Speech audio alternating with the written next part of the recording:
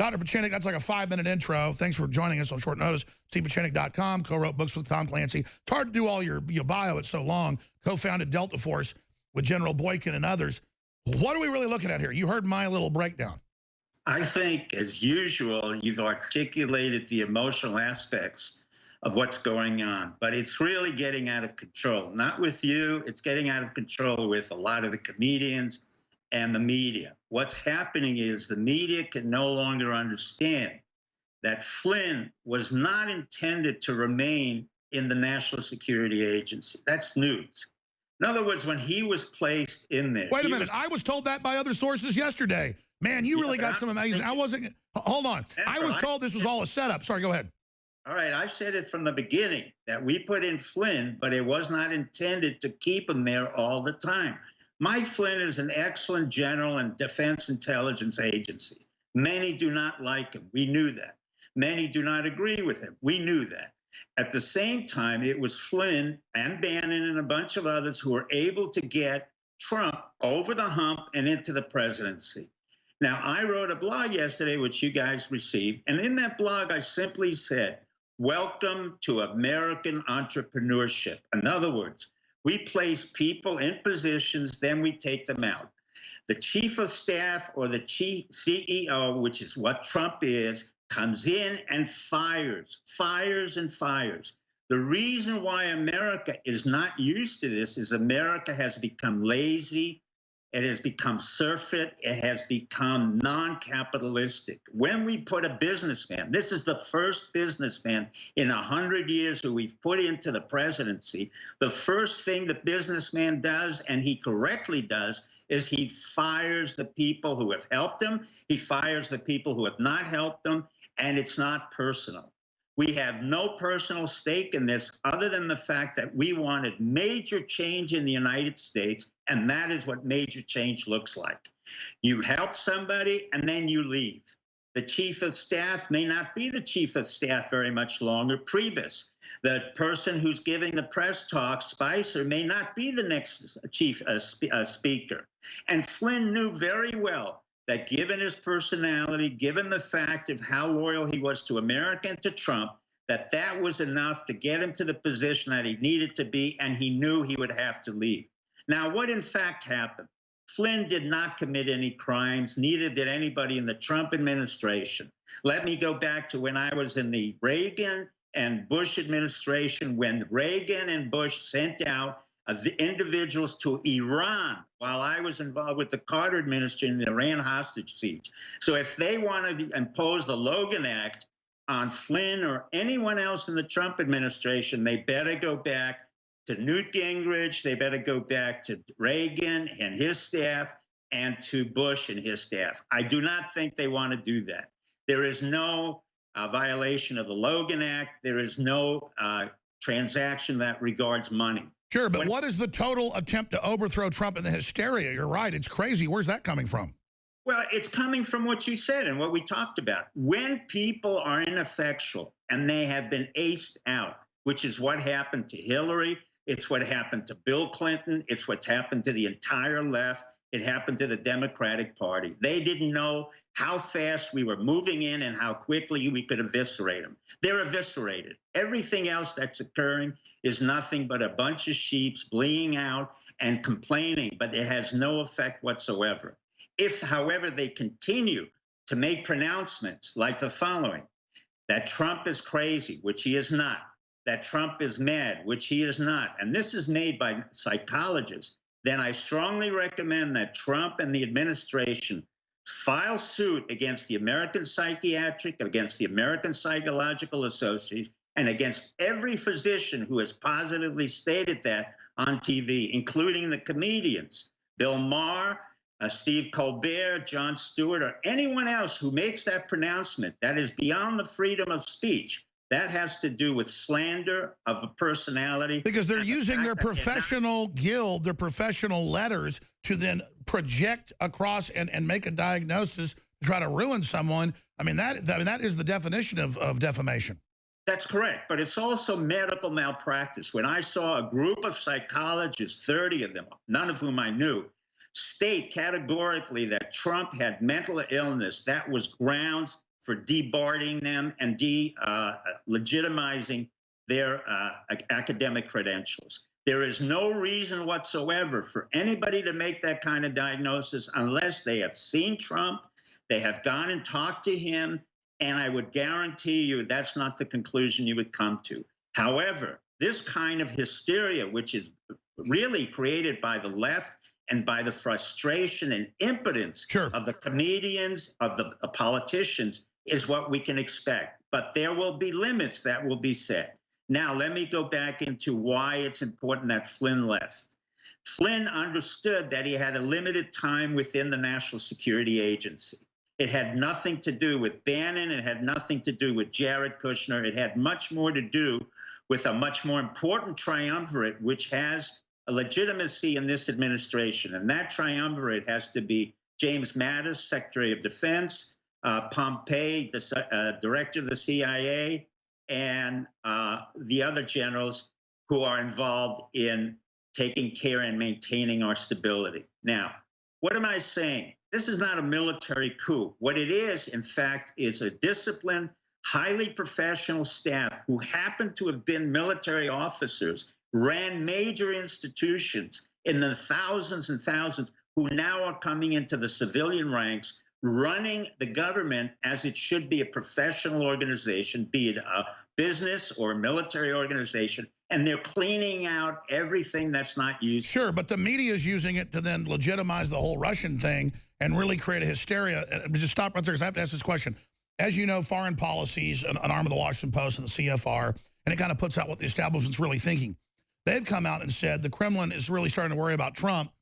Then it goes into, okay, we know Trump's really not crazy. He really is a nationalist, has this plan to devolve power, and America's going to be so powerful through the global system now, it's going to take over, and we were actually going to weaken America through globalism. So, Putin, you really ought to be against Trump, because he really is meaning what he says he's going to do and really is a revolutionary, and we're scared of him. So the establishment communicating with itself in this 2-day-old article really tips their hand, and they do this in a lot of other articles. I mean, they really know that Trump, look, he is trying to get rid of the fines on Obamacare. He is trying to control the borders. He is really trying to get loans to Main Street instead of Wall Street. And look at the economy take off. Goldman Sachs has already made all this money just off of what Trump did, but they're still working against him. I just don't get why they don't just back down. Well, the key here is, listen, first of all, most of Goldman Sachs is in the Trump administration. Let's be frank. Mr. Cohen, who was CEO of Goldman Sachs, is a serious banker, was asked, he did not volunteer, he was asked by Jared Kushner to come in to be head of the Economic Council. You have Mnuchin, who came in. No, I know, but I'm saying he's blowing up the whole Goldman Sachs last 10-year plan. Well, that's correct. But at the same time, let me be frank. There are two elements that are going on here. First, Trump is cleaning out our government and our institutions as if we were a nation state. Obama never treated us as a nation state. Bush Jr. never treated us as a nation state, and neither did Clinton. They had no concept that this country was more than just a group of bureaucrats who ran an organization and made kumbaya. Now we're coming to very definitive points where we have to have trade with bilateral negotiations, not multilateral, where we have to sit down with the Canadian leaders, with the Mexican leaders, with the Japanese leaders. It's not an accident Abe, who happens to be extremely bright and understands strategic positioning, that he came very quickly to the United States to have a relationship with Trump. So what does the press highlight? They don't understand the strategic importance of Japan. What they highlighted was the fact that there was a non-secure discussion in the dining room. Absolutely absurd. The most important element of that visit was not the security, was the fact that Trump could take Abe, Prime Minister Abe, on a golf course and talk to him over hours. That's exactly what Eisenhower did with all of the foreign leaders. Sure, he's actually trying to be president, actually trying to make good deals for the U.S. that are, both way, not one way. We'll be right back to talk about those specific. I know you're wanting to say things are good, and Trump's trying to get a lot done what he said, but I'll be honest, it looks like a civil war in the federal government to me, Dr. Pieczenik. What do you say? Well, it may be perceived as a civil war, but you don't put a man like Rex Tillerson, who's run a $400 billion corporation all over the world, knows every country in the Middle East and Southeast Asia better than any Foreign Service officer. No, And I know he's great for the job. He will clean out that State Department. I have run that State Department, and there have been 20,000 people. You could easily clean out 10,000. No, I agree. So, I mean, why is this going on right now then? Well, because I said they're frustrated. When you're impotent and frustrated, you go into rage, into a childish rage. And that's what's happening to the left. Can they affect the changes that we will implement? No. I can guarantee you none of the changes will occur. There will be no impeachment hearings. So is that why all the other people I talked to say the intelligence community is almost completely behind Trump? That's correct. Those who were involved in putting Trump in are behind him. And that's a major number of people in both the civilian and military intelligence. Contrary to what you hear from the Brennan and others who have left and will continue to leave. That's my next question. What is wrong with Brennan? What is his problem? His problem was, I don't want to get into Brennan. I mean, Brennan was an Irish Catholic who went to Fordham. He was not very bright. He went to Saudi Arabia, he converted. And when you don't have very bright people who have never really been trained to be professionals, have never been in combat, that's what you get. You get the slugs of the intelligence community. This new intelligence community is way different than anything else. The new man that we're getting in is a naval commander, vice admiral of the Navy, Special Forces. He has far more talent in many ways than Mike Flynn. He will bring in his own team. He will then get rid of those who were brought in by Flynn. That is the nature. Well, sir, I hope you're right. Stay over with us. This just broke, Infowars.com. Mikhail Phelan from his sources in WikiLeaks, and WikiLeaks has also put this out. He will die in jail. Ex-NSA analyst says intelligence community going nuclear with Trump. Now we go nuclear. War between President Trump and intelligence community intensifies. Former National Security Agency analyst says U.S. intelligence community is preparing to go nuclear with President Trump. John Schindler, who spent nearly a decade at the NSA as an intelligence analyst and counterintelligence officer, stated Wednesday the senior intelligence source said Trump will die in jail following a series of tweets concerning recent leaks. Now we go nuclear. I see war going to new levels, Schindler wrote. Just got email from senior IC friend, it will begin. He will die in jail. And that's what I see publicly as an attempted coup. I'm not saying they have the majority of the people, but they're trying. We'll be back in 70 seconds. So we'll be back, Doc. I'll let you comment on that straight ahead. Thanks for staying with us. And then we'll, after that, got Stone coming on. Look, I see major movement. I'm telling you right now, get ready, folks. All right, let's be clear. I'm not an actor. People ask me all the time, are you for real or is this an act? It's for real, but I'm letting myself be upset. Because Pieczenik's like, you know, be calm, we're winning, don't worry. I understand that. But I don't just want to be confident for its sake. I agree. Globalism's in trouble. It's broken. It's delusional. It's insane. It's in trouble. Almost everybody I talk to, low-level, high-level military, intelligence agencies, they're all behind Trump.